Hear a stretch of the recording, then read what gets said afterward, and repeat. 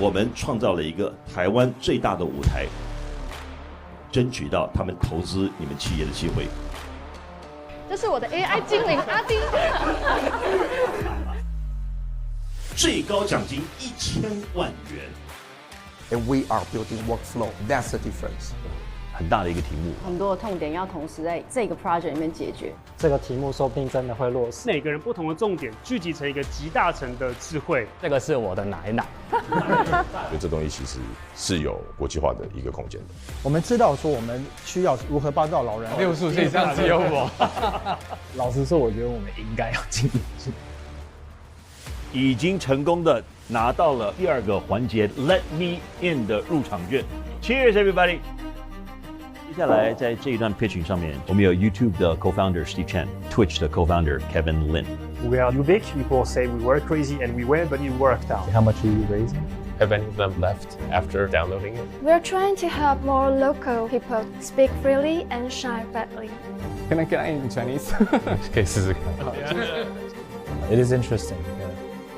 I'm not in this industry. I'm really not sure what this is. I've never seen that before. If your target is the global market, you need to think about that from day one when you have your idea. OK， 欢迎来到 Project Hatcher 的最后一个阶段 ，The Final Pitch。 So that's a little bit different from what you just said. 这真的很少听到。不晓得回答他。That's the answer you should give.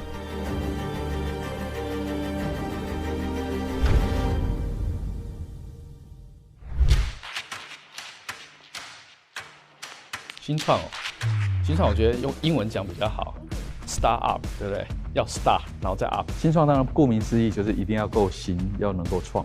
当一个创业者他看到社会上有一个问题，没有办法用别的方式解决，必须要创造一家新的公司来解决它。台湾的新创环境其实不乏资金，也不乏技术，也有一些人才，甚至有一些国外的新创团队还来台湾招募人才。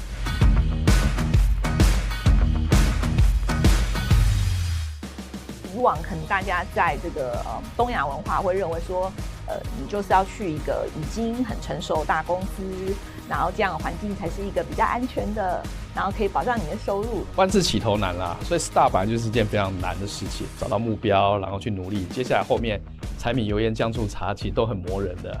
不单单是你创了一个新的模式，而这个新的模式可以解决消费者的一个痛点。那我想你的服务才会被认真被定义成是一个新创的一个商业模式。其实我相信现在新世代的这个不论是年轻人或团队，其实大家都有不同类型的可能。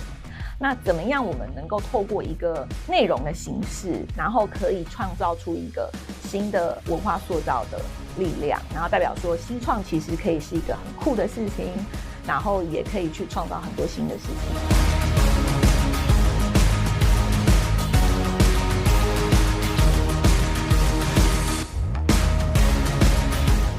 所有有想法并且把它落于实现的所创立出来的组织都是新创。新创就是用非常少的资源去完成一个可以带来价值的产品或服务。Startup is innovation and guts, and the successful startup is this plus luck, timing, and a ton of hard work. 敢去 break， 然后敢去 create。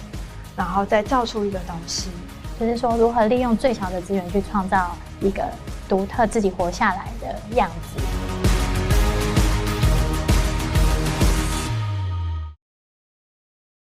我们其实很难在每次击球前都先去架设设备，那太尴尬了，大概我们也不好意思穿得像现在这样子。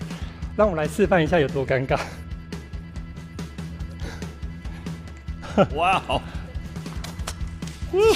就是这么尴尬，这样的 solution 适合用在运动实验室。那可是其实真正大的市场应该是在我们平常运动的场所才对啊。好，那目前呢有100个试用者，那我们预计在明年会有非常快速的成长。以上是我的报告，谢谢大家。Oh wait, I forgot. There is one more thing. One more thing. 苹果发表会要发表，我们致敬一下 Steve Jobs。其实我们的应用呢有无限多种可能哦，不只是高尔夫球，像是其他各式运动。游戏、长照、教育训练等等哦。那我们的愿景呢，就是建构一个数位健康的生态圈。谢谢大家。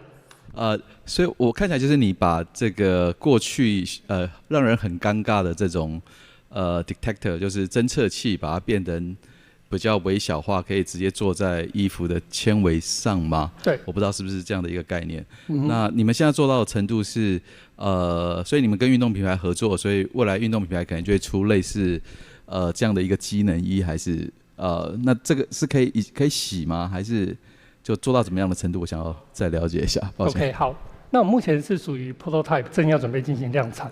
好，那我们现在是把感测器微小到像现在这样1x1的 size， 那我们会再去用包装封装成像扣子一样，所以在身上看到的话，最多以为是扣子。那基本上我们会常驻，让它看不出来。那当然在洗脱烘的部分，我们有做过这个有经过那个测试哈，我们送仪特测试。那在洗脱烘这边是没有问题的，所以这当然一定要就是穿的时尚好看啊，就像刚刚影片的，是衬衫啊、卡其裤，然后它皱皱的，我们照样可以正确的感测到动作。那这个就是我们团队一直在努力的地方，这就是我们的愿景。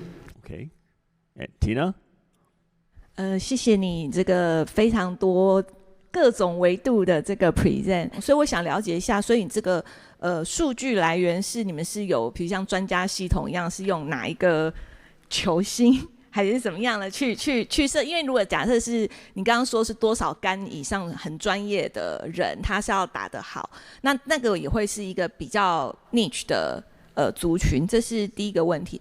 然后第二个问题，我想要了解一下，你刚刚有提到 go to market 的部分，那你们在这一块，就是你们会怎么样去行销或 branding 你们的这个相关的技术，在你们可以跟你们的 ODM 或 OEM 合作的时候，有机会去让你们这个技术有一个它自己的样貌。好，首先第一个问题哈，因为其实市面上的智能仪呢，做很多在心率的部分，那其实心率在手表上就可以了。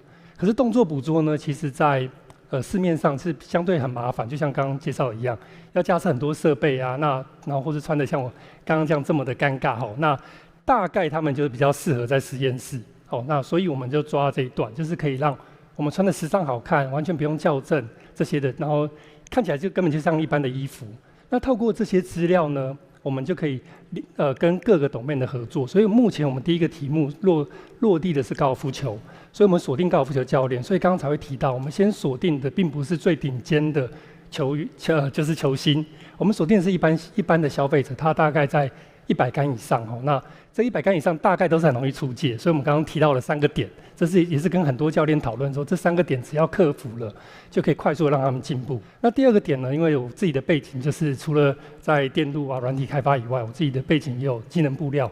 那我们自己家也是机能布料的公司，那提供了世界的一线的品牌，所以我们会再把这些机能布料跟我们的智能的做整合，让整个在使用者的体验上是非常非常好的。我们其实就是在我们创业的过程中，一直都有看到这些问题，所以其实评审问得很到位，这些都是真正实务上会发生的问题。本来应该是紧张程度 maybe 60分吧，道具给息忘记带了，瞬间紧张程度变1000分。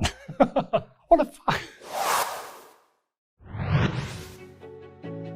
希望可以在台上的决赛的时候，我们尽量把所有的 risk 都降到最低，然后我们尽我们最大的努力，我们就尽量回答呀。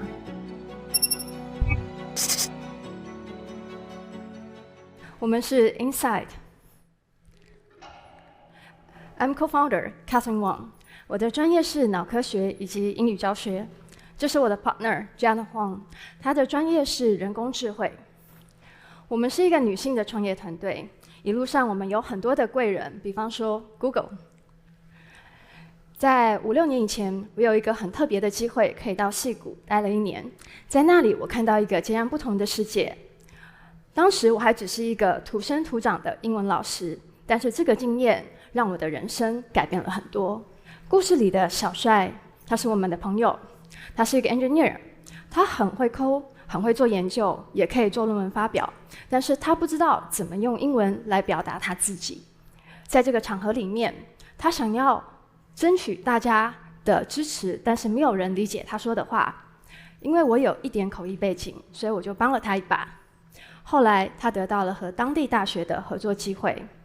那个当下，我发现其实英文好是可以让你的人生开外挂的。我们可以用英文拓展视野，打开一个新世界，帮助更多的人 speak freely, shine brightly。目前现在有很多的人投入很多的时间想要学线上的英文，但是真正完成的人却很少。原因是因为他们的需求依然没有被真正的满足，他们需要的是高效率的英文学习，加速他们的职业发展。Booksmart 已经没有办法再满足他们了，那些理论都太遥远了，他们要的是快、很准的 Street Smart。线上的 input 结合线下的 input 做到模拟，我们把矽谷般的情境带到台湾，让同学们可以练习英文口说。故事里的小美和很多的台湾女孩子一样，和很多的台湾人一样，可能还没有机会可以出国深造。但是他得要面对国外的客户、国外的主管，他也花了很多心思去学习英文，可是效果不好。后来他选择我们，他发现很快的他可以参加 AI 主题的英语交流聚会，所以他很努力的学习我们推给他的最新的国际新闻以及一些攻略。只要每天10分钟，我们的系统可以帮他纠正发音，还有提升他用字遣词的能力。很快的这一天到了，他可以用英文表达他自己。他发现他的沟通还有思维都很迅速的得到了提升。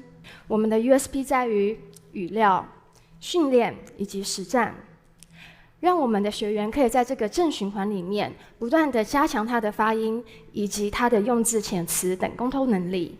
台湾已经从 EFL 走向 ESL， 也就是说，英文不光只是在教室里面，它会走进我们的生活，走进我们的工作。我们正在扩大我们的 ecosystem， 我们希望和更多的科技大厂可以一起合作，强化我们的 AI 研发动能，以及和更多的产业可以一起合作，建立更多的全英沟通环境。我们的中期目标，希望可以建立城市结盟，以及发展专业英文主题的证照，长期则为国际布局。和5年前相较之下，今天的台湾整个创业环境已经往前成长了很多，而我们的英语学习环境呢？身为一个英文老师，我们希望5年之后可以帮助更多的人用英文在他的专业发光发热。我们希望找到更多的伙伴和我们一起为台湾写下更美丽的故事。谢谢大家，我们是 Insight。谢谢。因为现在市面上蛮多就是跟 AI 相关的英语学习或语言学习相关的这些同业，然后因为你这边大概有讲了一下你们的模式，那我想要了解一下说，你认为你们跟他们其他人的这个关键的这个竞争优势的点独特是在哪里？因为像语言模型的训练等等，好像其他的同样类型的厂商也都是做一样的事情。然后第二个的话是说，像语料的部分的话，你们在内容取得上面这边的授权或资料来源，你们是怎么处理这件事情的？其实，在英语就是在学习上面，我们觉得，像我们的语料比较多是来自于新闻英文，或者是 ESP， 就 English for Special Purpose。我们比较不会用一般的像Daily Life 这样的语料，因为竞争真的太多了。那比较高阶的语料的这一块，能掌握的老师其实是没有那么的多的。那要用到的人，他其实也会比较讲究，所以我们比较 focus 确实是在这一块。所以等于是说，你新闻语料的取得的话，那个新闻本身的来源也是你们有固定的合作来源，还是你们怎么取得那方面的内容去做你们的训练？我们没有固定，就是目前没有固定在配合的，但是我们很希望可以有机会的话，可以跟一些科技大厂配合，因为其实在现在 AIGT 的情况之下，当然应该说我们在做英文的这一块，材料的 IP 其实是一个问题，所以未来如果说用 AIGC 去帮他做一些语料的生成的话，其实是可以对英语教学有很大的帮助的。你后面有讲到城市结盟，我不太清楚那个意思是什么，你期待什么事情发生吗？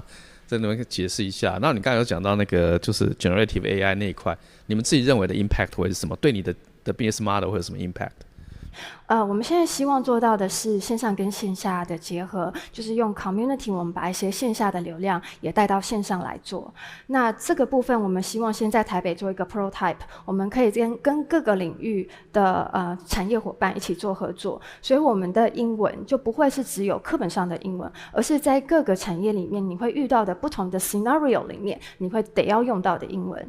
那我们先在台北把这样子的布局先做好，这个网络做好了之后，我们希望可以把这个网络做到台湾其他的城市，比方说台中，比方说高雄的亚湾等等。那这样子的话，台湾它慢慢的这一块每个产业它都会有部分的人开始去英文化，整个 expansion 就可以慢慢的打开，这是我们希望在做到的一件事情。那 AIGC 所会影响到的部分，其实我觉得当然就是 content 它的发生，还有就是计算，也就是说我们学英文要学的不光只是英文或是简单的英文，我们要学好的英文，我们要学 decent 的英文，要漂亮，要优雅等等。那这些的期待，我们怎么去确认这个东西是好的？ AIGC 可以做到这件事情，透过 calculation， 它可以去做出很多的这些产出很多的 material， 而且它可以帮我们做计算。那这样子，我们用这样的教材去进行教学的时候，其实整体的质量就会比较好。这是我们所期待，然后正在努力的事情。谢谢。很紧张，上台之前可能就是好几天都没办法睡觉啊，有人是36小时都没有睡觉。我们 actually 到今天早上都还在试，我们就有信心，我们也尽力。那我们就是期待委员他可以青睐我们这样子。我原本是没有觉得应该会很紧张耶，是因为我比较少去做这样子有时间限制的 pitch 跟 QA 的这个游戏，没有很少玩这样子的游戏啦。Very by。各位评审午安，我是 Veryby 的 founder， 我是 Audrey。今天很开心有机会跟大家分享 Veryby 新的服务，就是我们想要帮网红无痛的打造自己的个人的服饰品牌。这位是 Annie， 她在Instagram 上面有3万的 followers。那她其实是一位微型网红，她每天都会花很多时间在拍美美的照片，传达她自己的价值观、她的穿搭态度跟她的生活形态。可是其实她的收入啊，非常的不稳定。其实对于所有的网红或者是微型网红来说，这是更严重的状况，因为他们的这个网红市场的收入基本上是 depends on brands 的 budget。那不同的 brands 其实没有办法去配合每一个网红的 style， 所以说他必须要去leverage 他自己的 persona。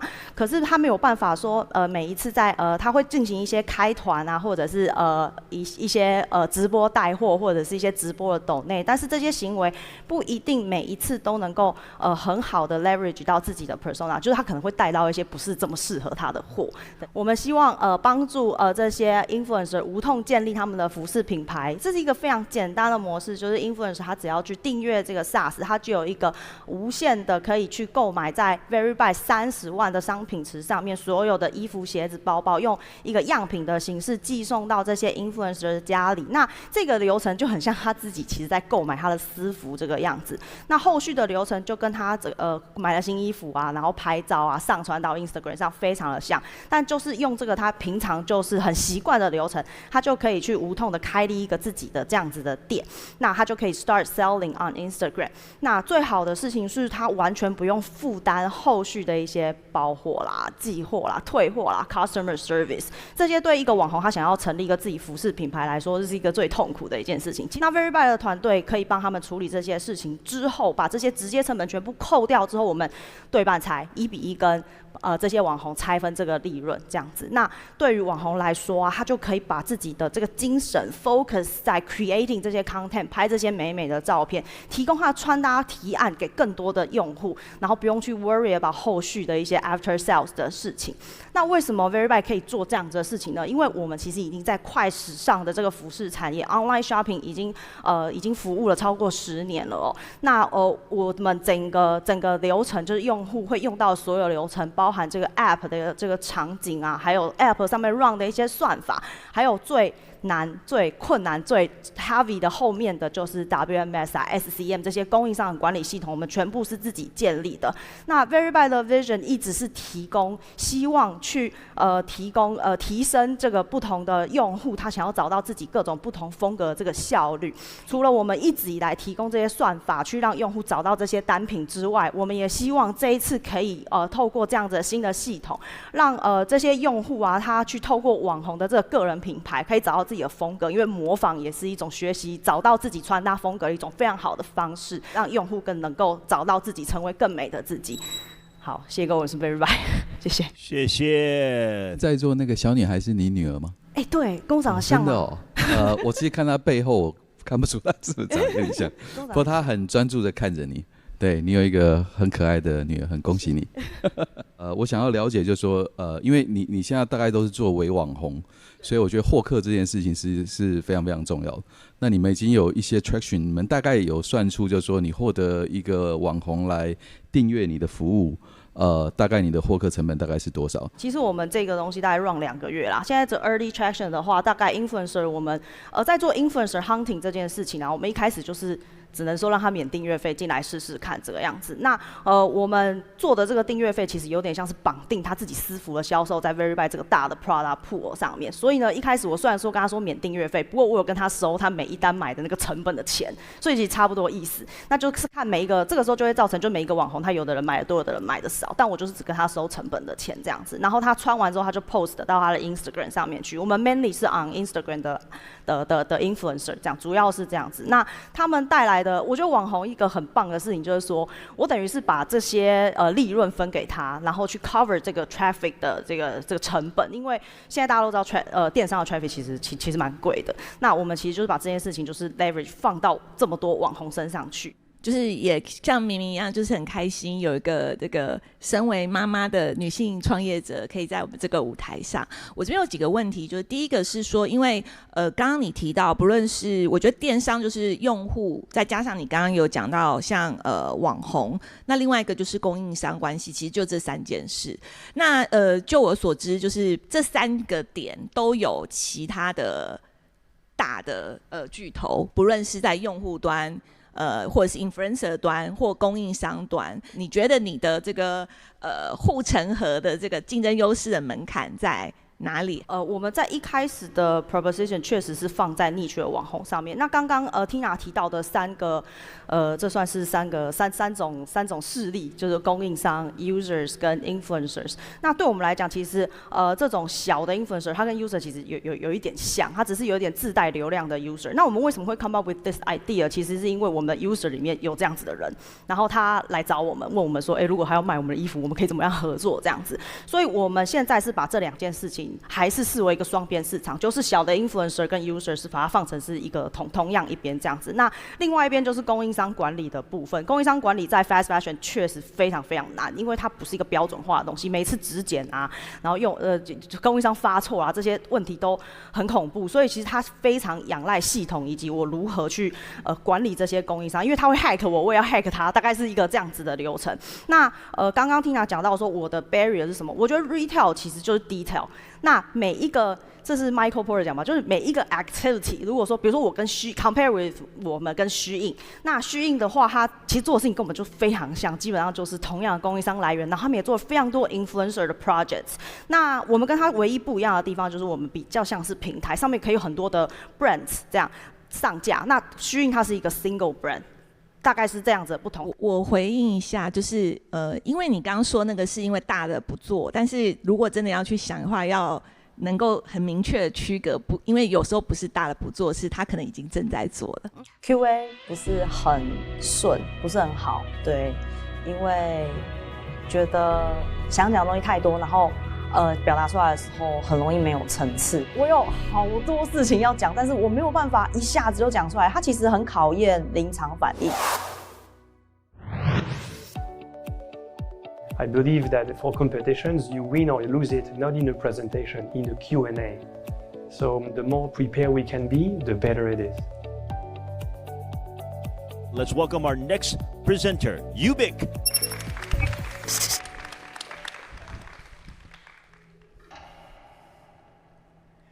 At Ubiq, we are the intersection of telecom and energy. We deploy wireless networks to connect energy devices, smart meters, solar inverters, batteries, EV chargers. We don't make them, but we connect them into a smart grid. That is how we make the energy transition a reality. Our hardware and software technologies and products have been used by Taiwan Power. We have won $58 million worth of contracts to date to deploy a smart electricity network in Taiwan. We raised Series A 2 years ago here in Taipei with Taiwania Capital, and we have just acquired a company out of New Zealand with operations in the US called MIMOMAX. They are specialists into wireless networks as well for utilities and public safety for mission-critical applications. Our team has grown from 15 to 150 people. We are led by TH, who is from Taiwan, with a vast amount of experience abroad. And my colleague from France, Fabien, who's our CTO, he's the mastermind behind creating brand new technologies from scratch that nobody has ever thought of before. Taiwan Power has the largest IoT project for the decade in Taiwan. That is to connect at least 6 million meters into the grid, from old analog ones to smart ones. We are providing the technology for them. How we do this is we create a communication module that fits into the meters, the new ones. We deploy base stations dedicated into a private network for Taiwan Power only. We have the software to run this network, as well as the middleware software to provide the data to Taipower. With that data, Taiwan Power is able to balance the supply and the demand and the generation for energy. You need to do this as you have more and more renewables. Those are dynamic. They are not constant anymore. With that data as well, Taipower can avoid and predict a number of accidents and blackouts, having better idea of the quality of the network.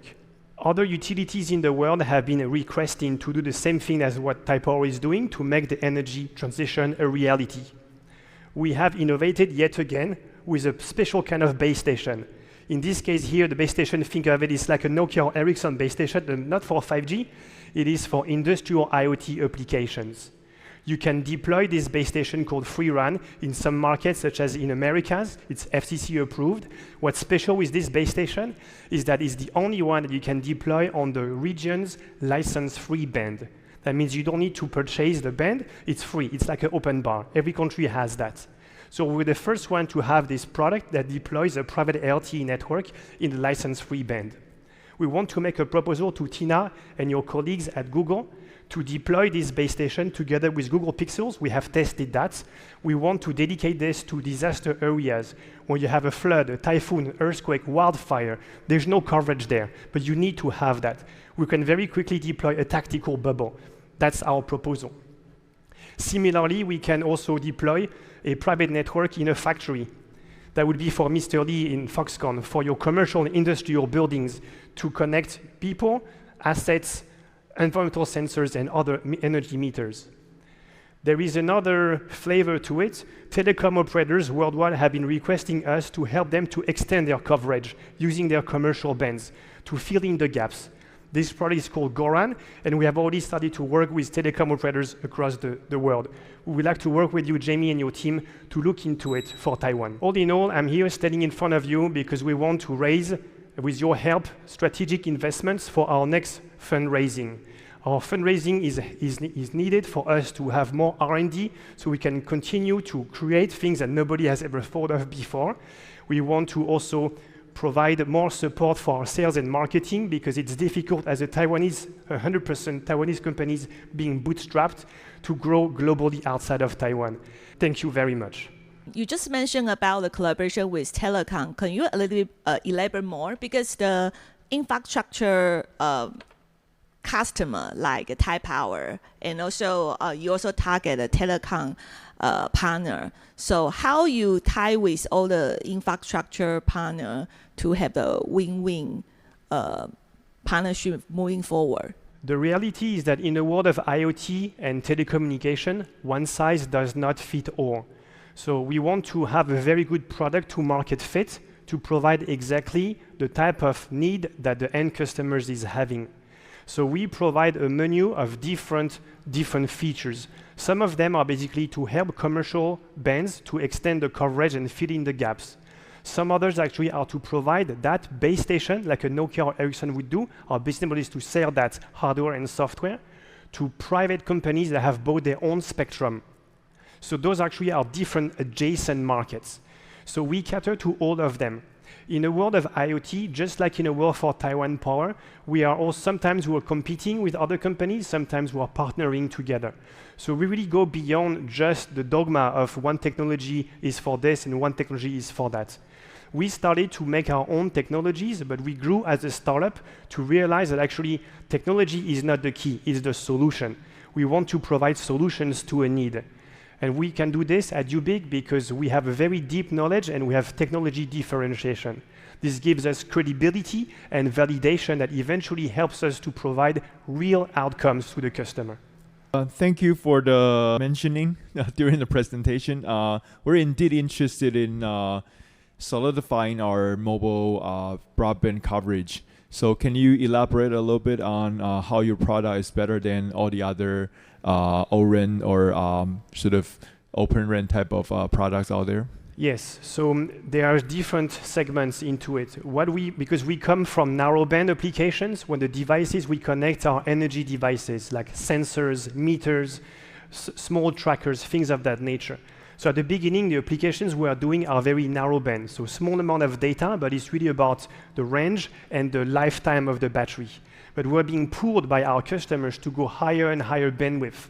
So recently, last week, for example, we have installed our base station, FreeRAN, at a music festival to add capacity to that particular area that has many, many thousands of people. So what we do here is in between a repeater, which is already in the market, where it just repeats the signal, but you don't add capacity. But it's also before a big base station that is macro 4G or macro 5G, which is extremely expensive. So we just cater to those use cases where you don't want to spend a large amount of money for a big base station if it's only just a small amount of devices or a small amount of data. So that's our contribution. We want to grow from there to do more and more broadband, and we do this with a private LTE. So when I was the commissioner of the Department of Information Technology in Taipei City Government, we have tried a lot of POC about smart meters. Can you give me some details about, not details, your opinions about the open, the challenge of the using the license-free band? What the challenge is that? Because we have no successful experience about the smart meters at that time. I understand your point. So for the Taiwan Power case, the team in Taiwan have been very smart in the government and in Taiwan Power that they have allocated a dedicated band only for advanced metering infrastructure. In this case, there is no interference, and us, the suppliers, can use the maximum transmit power allowed. In other areas, for example, in the US, this could be different because some of the utilities in the countryside do not have that much of an issue with interferences, but it is much cheaper for them to use the license-free band available in the US. So here it's also a case of not one size fits all. We have all of those solutions, but we want to make it very, very fine-tuned for that applications. Thank you, Ubiq. I actually really look up to the questions of the judges. They impressed me because it means that from their questions, I can see that they know what we were talking about.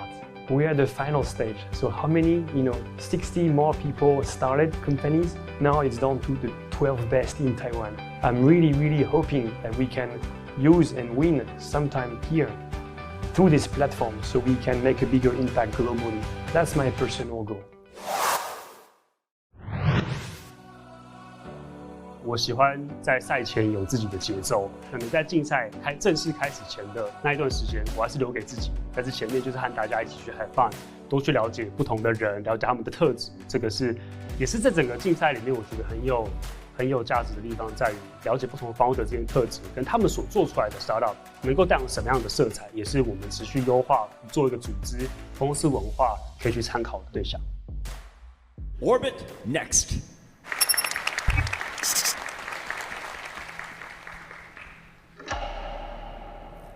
各位评审老师、创作圈的前辈们，大家好！今天非常兴奋能够在这里和大家分享一个在创作者经济领域让人非常兴奋的商业模式。OBNext 的核心解决方案在于收购 YouTube 创作者过去的影片，在未来3到5年广告收益的权利。我们针对每一个他们的旧影片去做估值，并且一次性的将他们未来的收益提前提供给这些创作者。创作者可以利用这一笔 upfront cash 去 reinvest 在他们自己的频道里面。无论今天是硬体设备的添购，做更大型的企划，或者是外包他们的部分服务。我们希望看到的是创作者不再受到资金的局限，他们的这个对于成长的想法。而我们希望看到的是他们能够有超乎预期的增长。而如同我们作为一个 YouTube 的乐听人，当我们订阅一个新的频道的时候，往往会回头去看他们旧的影片。那这个会让我们所收购的旧影片价值进一步的提升。在这里，我们要解决2个在创作者经济领域非常巨大的问题。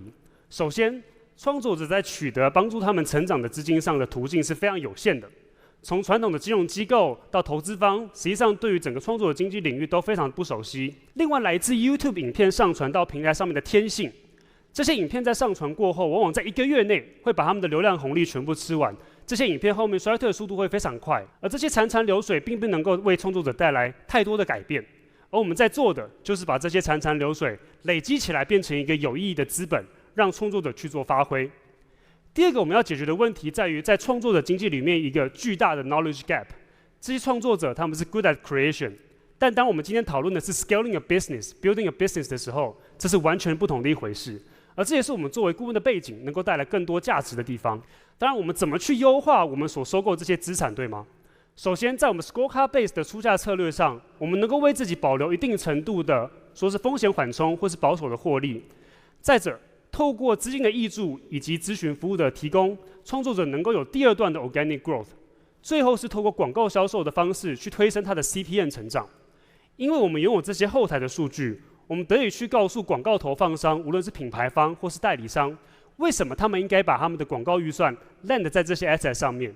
而在整体的商业模式的执行流程上，我们在出价的时候是基于创作者过去的实际数据，先串接他们的后台资料库，提出每一部影片的估值。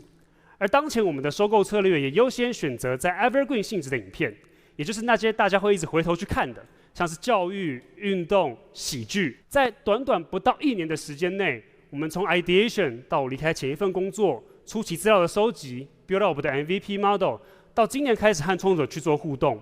我们已经能够成功的和4位横跨10万到40万订阅者的优秀创作者一起展开合作，而现在我们也持续的和不同领域的创作者、不同量级的创作者展开深化交流，去扩大我们整个 portfolio， 也帮助这些创作者成长。那当然，在最后，虽然说 OBNext 作为一个长到现在不到1年的一个公司，但是我们也可以预想到，在未来，当我们在讨论退场策略的时候，我们所拥有的这些YouTuber 后台数据，将是我们非常重要的资产。谢谢大家，我们是 OBNext。OK， 我想就是这个数位资产的估值模型一直是大家都很有兴趣的。你如何能够把这个数位资产合理的估值？你估值过高的话，就是得利者是创作者，但你如果估值过低的话，就你赚太多。那你怎么去 balance 这个事情？然后第2个是，你会不会担心 YouTube 它 data 最多？那如果他自己下来做？来对这些创作者的这个未来的这个数位资产做融资，那你怎么去建立你自己的门槛？谢谢。首先，在我们做估值的时候，我们完全是基于每一部影片过去的表现，去推估它未来3到5年的表现。所以这是一个非常量化、数据 driven 的结果。所以我们会提出一个合理的估值。那当然，并不会说，有些影片会高估，有些影片会低估，这是在模型持续优化的过程，我们要去克服的。所以同时候，我们也作为一个知识的提供者，提供这些创作者咨询的服务。所以并不是只有 highly bundle 在所谓的金融相关的这样的交易上。回答Ming的第2个问题，关于 Google 会不会自己下来做这件事情呢？是非常困难的，因为当他去帮助特定的创作者的时候，首先他可能会有图利特定一方的这个问题，再来是因为 YouTube 本身就是去设计整个演算法的角色，所以他如果还要再去估说，在你的频道里面，可能你的这个现在的表现怎么样，推估未来表现又是如何的话，他是一个裁判的角色，同时他也能够去改动，这个会有一些利益的冲突。而就我们所了解，实际上 YouTube 在2019到20年之间也有曾经在美国这边研究过类似的一个 project， 最后喊卡的原因实际上就是因为他们不能够自己又是裁判，同时又是一个做庄的角色，帮助这些创作者成长。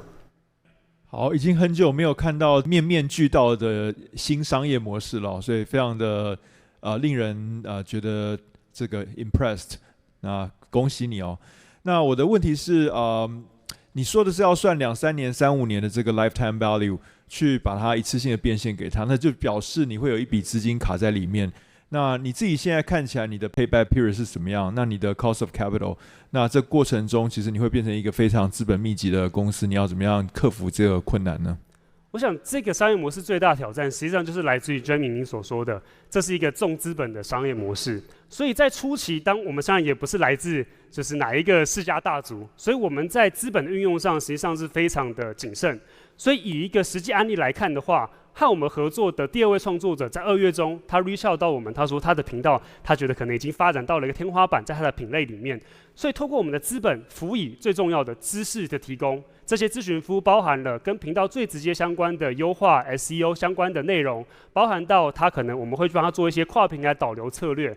这个频道得以在7个月内成长了50% 的订阅者，这让我们所挹注下去的资金预期在8个月内可以回收回来，而整个 partnership 是36个月。所以后面对我们来说会是更多的 profit 所在，但是当然这并不代表说这是一件好事，因为相对来说我们可能也稍微低估了它在爆发上的一个潜力，所以模型的部分我们也会持续的会去优化才行。我觉得可能你可以考虑一下明明的建议，也就是说一开始你可能给一个 fair valuation， 但后面如果发现它爆发力更大，你还是可以给创作者有一定的拆分嘛。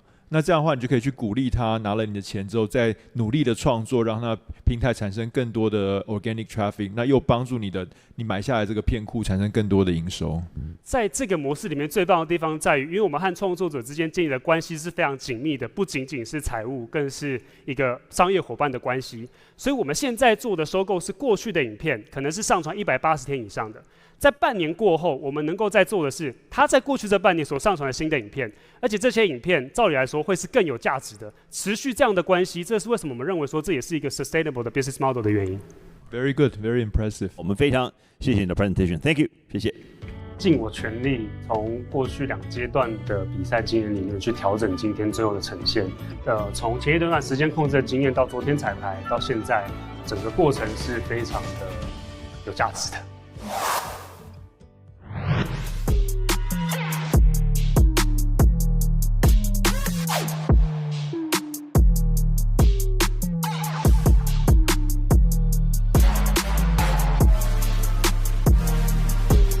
From my experience, there's 2 kinds of topics of startups that win competitions. The first one is save the earth.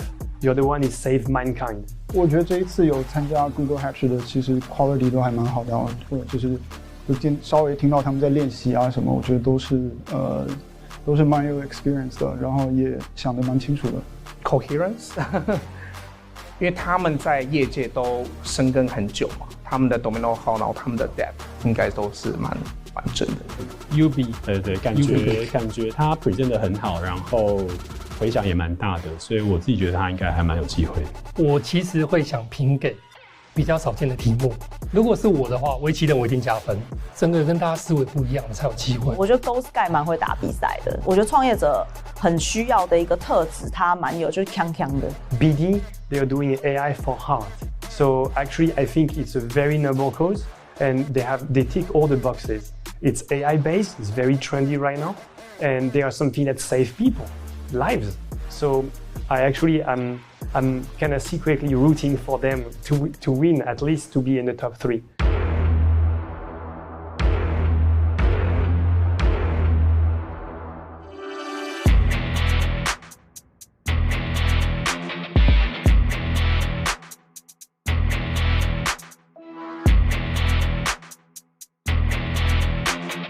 对第1名、第二名有意见吗？第1名、第2名也是我分数刚好2个最高，分数比较高。对啊，所以大家共识蛮高的。共识蛮高的。第1名500，第2名300，第3名200这样。所以我们现在在决定200万。对。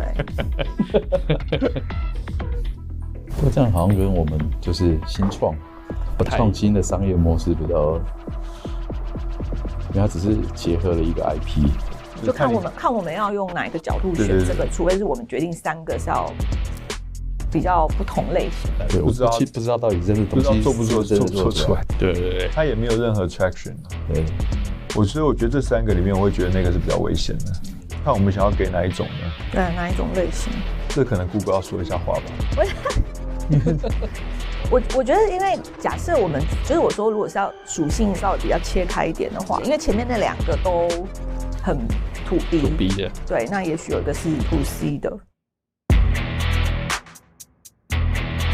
那如果他可以把这件事情的格局，可以从不同的角度，产品化、平台化、品牌化，然后他如果又把它变成是一个 trend， 他可以把这个事情的可能性可以再扩大。因为我们现在大部分团队都是很 tech 嘛，对，那但是其实并不是所有人都是 tech， 对，那如果有一群可以鼓励到，只要有志同道合，然后大家怎么讲 group 在一起，然后可以去创造一些什么，我觉得还应该可以蛮鼓励到蛮多人的。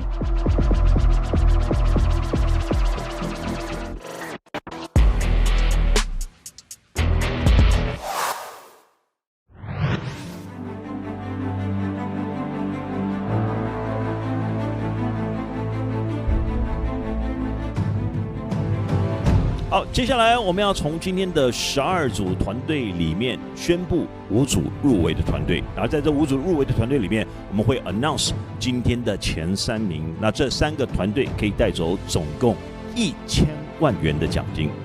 准备好了吗 ？Here we go， 5组入围的团队，第1组，请用热烈的掌声还有尖叫声，恭喜的团队是维奇人科技。Corteca, yeah! Woo! Yes! 恭喜恭喜！第2组入围的团队是 BD Mobile。BD Mobile， 恭喜！ Woo! 紧接着要恭喜的第3个团队 ，Ladies and gentlemen, congratulations to Ubic. Where's Ubic? Where are you at? Come on up. There we go. Yeah. 好，接下来 the next group 入围的团队是 Orbit Next. Orbit Next， 恭喜 ！All right. Yes, all right. 最后一个名额了，恭喜的是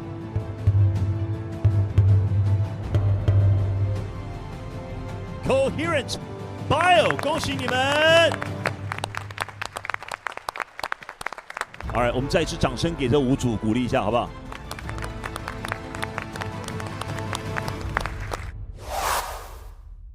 就觉得入围应该是有点机会，但是不是很确定说是不是有机会可以得名。觉得有机会入围，对。但因为大家都太强，我是觉得是4、5左右。I am concerned whether they might not want to promote us just because they might think that we're already big enough. I honestly do not know because I haven't seen every other companies. It's a competition. 都很放松，我觉得也尽全力，就是等待结果，结果都是好的，无论是有得名没得名，有得名肯定是比没得名更好。希望可以吧，但是也不知道，因为觉得 QA 的部分可以更好啊。Alright， 从我们的5组里面，首先要宣布的是我们今天第3名，第3名可以得到奖金200万元，来帮我们 announce 今天的第3名得主是。第3名得奖的是维奇人科技 Corteca。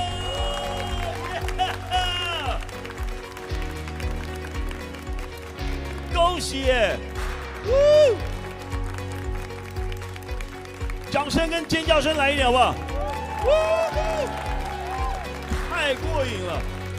恭喜恭喜！在第3名的部分，坦白讲，当时有几个团队的分数是差不多的。那我们评审之间讨论的时间其实也是比较久。我们有看到说，现在AI 在围棋这个题目上，其实它是有一个蛮大的可能性的。他们虽然是有技术背景，但他们对这件事情每一个人都是专家。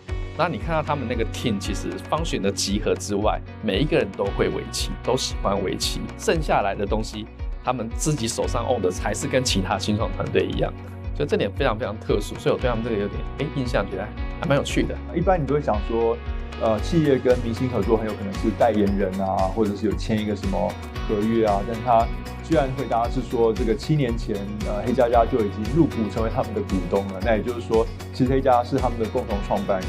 当能够有这样的一个共同创办人去协助他们推广他们开发出来的围棋教育相关的产品，我想这样来讲是一个很特别的优势。那我们也希望这样的一个决定是能够鼓励更多台湾优秀的年轻人。当你对一个梦想你很有想法跟想要去追求的这个热情的时候，你可以去号召一组人，然后跟着你一起追寻你的梦。我觉得会得名真的不是因为我自己表现得特别好，我觉得是因为我们背后有一个超级强大的团队，也很希望就是可以不辜负这个肯定，对，然后希望可以让全世界的人都可以之后可以学围棋，然后可以了解这样子这么好的一个思维训练的一个才艺。再来应该算是我的家人吧，他们也是一路以来非常的支持我。我们会就是把这些钱肯定是放在刀口上，因为毕竟就算只是奖金，这个东西其实也是这些钱其实也是对公司来说非常重要的资产。那我们可能会放在近期比较就是我们国际化的这个部分，让我们的产品或者是课程变得更扎实。整体来说算是一个蛮惊奇的一个旅程，然后也没有想到会走到这边，但就满意自己的表现吧，就是一路以来就是有do my best， 然后就是有很幸运的被选上这样子。就是我们今天的第2名了，来，我们要请 Jamie 帮我们宣布一下啊。好紧张，第2名独得300万，得奖的是我们的 Orbit Next。Orbit Next，Yes， 恭喜！哇、wow, ，3 million NT， 300万元呢。我们看到是他也提出一个，他看到一般这个 YouTube 在比较久以前的内容上，他怎么样可以透过他们的这个目前的这个模式，可以做到一个有一点像2轮电影或再次利用的可能性。那我觉得这个也会是一般其他人比较不会想到的角度。当然，我们觉得他的这个题目蛮有趣的，因为他也是能够建构一个ecosystem 去协助创作者，他们能够持续的创作，所以我们也给他比较高的分数。他们的成熟度，还有他的 business， 他的 differential 其实都还蛮清楚的，都表达得很好。很久没有看到像 Orbit Next 这样子一个非常面面俱到的商业模式创新，而且这个是双赢的YouTuber 也因此能够有更好的收益跟创作，而这个Orbit Next 这个公司它也能够因为从这边，因为它为 YouTuber 创造出来价值而有获利，所以我觉得这是一个非常完美的商业模式创新，那让我非常非常 impressed。我觉得是家人跟我的伴侣，我觉得在这个过程里面已经有太多跟自己相处的时间，跟自己相处的时光，然后也很投入在工作上，因为我们是没有在休息的。我的 co-founder 他说有，就也是2句话，太屌了，你是鬼吧？就这样结束。对自己很紧张，但是也有信心。不管是这个同才们，就是一起参加比赛的这些选手们，都给我还不错的反馈。我觉得最紧张，那算是第2紧张的时刻。第1紧张的时刻实际上是颁完第3名之后，先颁第2名，总是会期待更后面被喊到，参加比赛，参加各种运动项目，其实就是为了冠军来的。哇哦！最重要的时刻来了，也就是我们今天最大张的这一张支票，有500万元新台币 ，5 million NT。我们要请到的是鸿海的李执行长啊，要请您帮我们 do the honor。我没有参加比赛，我的心跳都有点加速的。对，我手有点抖。对，真的手有点抖哎。Oh my goodness！ 对，打不开怎么办？刚刚这个过程是应该有很多很接近的地方，因为每个其实都很有特色，然后很有 passion 的，然后很清楚自己知道自己方向，所以其实真的很难选，真的很难选，所以真的手很抖，手很抖哈。来，那我们来看到得奖的，好，那我们就宣布了，今年的冠军得主500万元奖金得奖的是，你看真的有在抖。好，第一名得奖的是。第一名得奖的是 BD Mobile。BD Mobile。Oh my goodness！ 太恭喜了！哎，尖叫声来一点好不好？非常的棒，很开心，对。但是没有想到我们会第一名。对，非常意外，因为也不知道大概怎么评分的机制，所以就说可能就6成把握。因为我们本来入围上去想说颁32的时候，应该自己等一下就要准备下台了，对，所以没有想到会第一名。可能6成还是用在研发上面，然后我们4成会去可能会奖励优秀员工，因为在我们这个软体业来说，其实员工是最重要的资产。我记得印象最深，我们大概16年的时候就要解散了，那时候就募资不太顺，我们大概跟一家创投谈了8个多月，我们都以为我们做的第一个题目，我们都以为一定会成功，所以我们就把宝全部压在身上，结果后发现8个多月后这样废了，掏不头了，那时候就跌到谷底，那年我收入才300多块，整年，对。最后还是撑过来，所以也谢谢大家。其实第一名、第二名大家共识度很高了，对，等于说我们今天大家分数算起来，第一名、第二名根本没有疑虑了。第一名，坦白讲，我们评审大家是一致决议，就是他们来第一名嘛。对，那我想主要就是他们的 traction 相对来讲是蛮清晰的，那而且这个不单单是可以帮助人，可能更多的是救人。他们现在已经有在跟一些这个跟医疗的一些专业的团已经在合作了。全世界大概有9% 10% 的这个有心律不整的患者，那他们经常都要做这个24小时心电图，而做完24小时心电图之后，他其实需要这个医疗技师们去分析这个心电图的资料。那现在如果可以用 AI 去帮他分析，自然可以减轻这个医疗从业人员的负担，而且可以增加分析的准确率，所以它是在解决一个世界上非常大的问题哦。那同时间，因为他自己本身是一个跨领域的团队，又用这跨领域的能力去把他的 AI 做到一个相对于欧美先进的领先公司都还要精准很多的这个程度。在台湾做一个 trial run， 然后做出一个模式之后，又能够输出到海外去。那我们自己觉得它在未来的规模化跟技术的这个 barrier 上面是相对高的。我们也希望说可以去鼓励他们，然后能够做到这个让这个应用跟这个技术可以更普及。感谢评审，还有 Google 主办方，还有其他协办方的帮忙和协助，我们可以一路从过去走到现在。然后我大概有4年时间没有在 demo 舞台上表演，然后很高兴今天有机会终于在台湾得奖。然后我过去在中国、美国跟欧洲得过奖，然后这是首次在台湾得奖，也谢谢大家，谢谢，也恭喜你们，谢谢。Yeah， 所以我们 Project Hatcher 今年是第1年 ，This is just the beginning， 我们才刚开始而已，对不对？Hey, ladies and gentlemen， 2023年 Project Hatcher，That is a wrap。我们在这里要鼓励所有的团队们哈 ，Keep being creative and keep being productive。我是今天的主持人聂云，我们在创业的路上，下回再见，拜拜。People tend to idealize startups. We think it's rosy and romantic every day. It's not. It's very difficult. 创业这件事情没有下班时间，基本上我们24小时脑袋里面想的都是怎么帮助这个组织持续发展。首先牺牲掉很多睡眠，还有薪资，因为我们也不一定能自己给自己付薪水。我觉得当business owner 或者不管你是小的 startup 还是已经有一个 size， 就你公司可能100-200人的，就是面对的辛苦会不太一样。你遇到的东西都会是你没遇过嘛，那就要快速的学会，然后所以定义到底你要学什么，然后怎么学比较快，这个过程是一直重复每天发生。大家有很多家人可能都不这样觉得，可能不管是妻子或是女朋友都会都有这种想法。以前工作收入都不错，你要放下这些东西来，其实是非常困难的事情。如果你真的是就是 from scratch 0到1，基本上不要想要有自己的私生活。I mean， 包含 family， 就是你的 parent 那边可能你都有可能会被放弃掉。第一个要放弃自己的私生活，第二个你可能会没有家，不管是你自己创立的家，或者是你之前的家，都有可能会垮掉，你来不及救。那这个都是我们必须要去承受的。